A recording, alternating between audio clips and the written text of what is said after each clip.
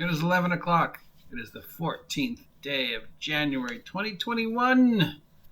The day the world changed, year, month. I don't even know what I'm talking about because I am your grumpy guy to all things gaming. And I'm going to do a video response to one of my own videos. So I recently spent a lot of energy complaining about Wizards of the Coast's choice to have one of the products for 2021 be Candlekeep Mysteries. And one of my many issues with this is you can't really run a mystery in D&D because of magic.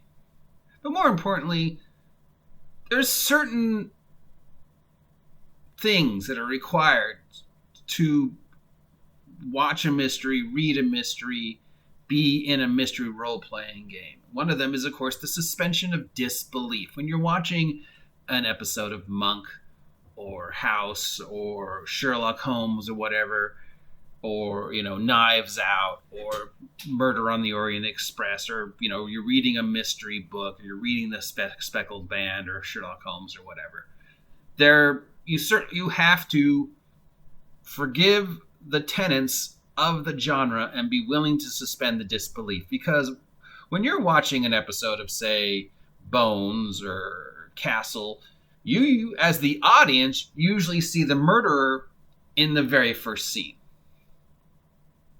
or some version of the murderer in the very first scene. The fun is not knowing who the murderer is. You know the murderer was Lady Susan. The fun is watching Hercule Poirot try and figure out that Lady Susan was the murderer. See, I'm not picking on James this time. I don't even know who James is. But, okay, so the fun of the genre of mystery is the willingness to forgive mysteries. The willingness to go, okay, I know Lady Susan stole the tiara.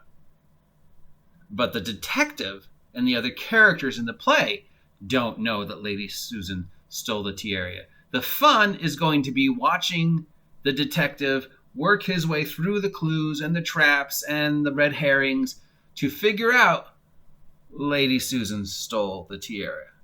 That's the fun of watching a mystery or reading a mystery. So when you partake in a mystery role-playing game, like, say, Gumshoe or Call of Cthulhu or Batman, the whole group has to be willing to accept the rules of the genre. And hopefully you're dealing with a system that is designed to emulate the genre, like Gumshoe, or in any of the pulp role-playing games, or Call of Cthulhu, or Chill, or any game that is designed around the mystery genre. You have to, as a group, be willing to accept the rules of the genre. And you have to understand that, sure, I could solve this in 2 seconds because I know it was Lady Susan. But where's the fun in that? The fun is going through the Call of Cthulhu scenario, or the Gumshoe scenario, or the Batman scenario, or the James Bond scenario, and following the steps of a mystery to get to the conclusion, oh, it was Lady Susan.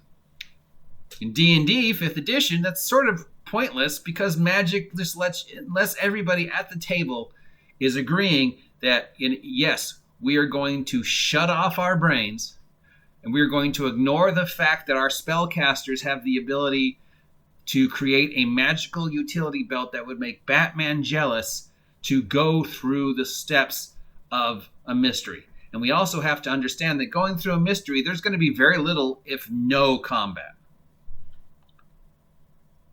Because how often do you see Hercule Poirot pull out his longsword and just start slaughtering people? You don't.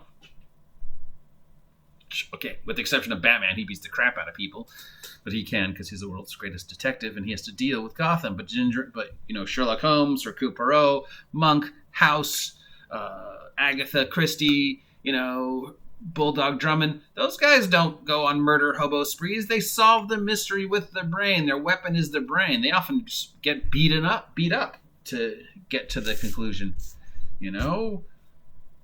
So running a D&D mystery and running an entire session that's just going to be trying to solve the mystery of, did Lady Susan kill James, did Lady Susan steal the tiara? Does Lady Susan have the map to the Maltese Falcon?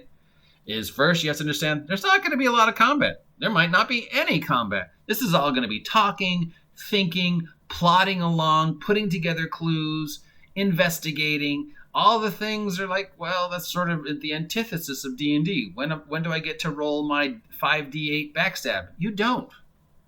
You don't get to 5d8 backstab anybody. This is all going to be a mystery. Well, that's going to be like, well, then why would I want to do this? I want to hurt something. I want to kill something. I want to test out my new magic item. I want to go shopping and wander around town. Well, that's not part of the tropes of the genre of mystery. And the tropes of the genre of mystery tend to go against everything that D&D is about. Because, and we get back to the first part of the topic, spells. Your wizard and your cleric have access to a utility belt full of spells that would make Batman jealous, with the ability to circumvent the rules of a mystery with simple things like detect truth. Lady Susan, did you steal the tiara, knowing full well I have just cast Zone of Truth, so you cannot lie? Well then, yeah, I stole it. Where's the fun in that? Dead body. Who killed you? It was James. Well, what if he didn't see the murder? Well, speak from dead sort of circumvents the rules of, well, I didn't see it, because you're now talking directly to a divine plane. And when you're talking to divine entities, the rules of things like time and what I did or did not see are sort of pointless. Because as we've seen hundreds of times in movies and television and comic books, your brain perceives a lot more information than you think it does. That's just a known fact. And magic would allow the dead guy to recall 100% of everything he experienced up to his murder. And then he'd be like, well, actually, I did see who killed me out of the corner of my eye. I just didn't process it. Or I smelled grease. And then you're like, oh, well, who else around here smells grease? So speak for dead. And speak for dead doesn't let you do that. Well, you know what? I have commune with nature. I have speak to animal. I have contact other plane. I have augury. I have a plethora of divination spells that are going to allow me to circumvent the tropes of a mystery. So that's your first problem with running a mystery in D&D. Your second problem with running a mystery in D&D is all your other guys are just going to be like, well, what can I do? I'm a third level barbarian. Where do I fit into this mystery? You got a door to be knocked down? Great. That's my one moment in this 4-hour session of trying to figure out whether Lady Susan stole that tiara or not. When do I get to rage? When do I get to kill something? This is a mystery. There's very little or no combat, which makes it pointless for me. Well, it's going to require role-playing and thinking. I'm a barbarian. Thinking, that's really not my thing. Role-playing? Well, I might be able to roll some tracking rolls, but really, chances are the players with who are just going to go, I'm bored, let's kill things. Because D&D is not built to reflect that genre of mystery. You're going to have to work really hard with your group to get them to accept the tropes of a murder mystery or a whodunit or a treasure hunt. Accept the fact that, yes, I know you could kill people, but you can't because that's the rules of a mystery. Yes, I know you have access to a utility belt full of spells that are going to let you circumvent this mystery and solve it in 5 minutes by simply going, hey, God, who killed this guy? But you can't, because that ruins the mystery. And if you solve it in the first 5 minutes, what are we going to do for the next 3 hours? The module, this doesn't say. I'm reading this module from Candlekeep Mysteries, and you've just skipped 20 pages. Because it's happened. I have attempted to run mysteries, and they don't work. I have seen other DMs far better than me attempt to run mysteries in D&D, and they don't work because of magic or because of combat or because players just get frustrated and walk away, table flip, or just start killing things. I've seen one where somebody was just like, the blacksmith's guilty.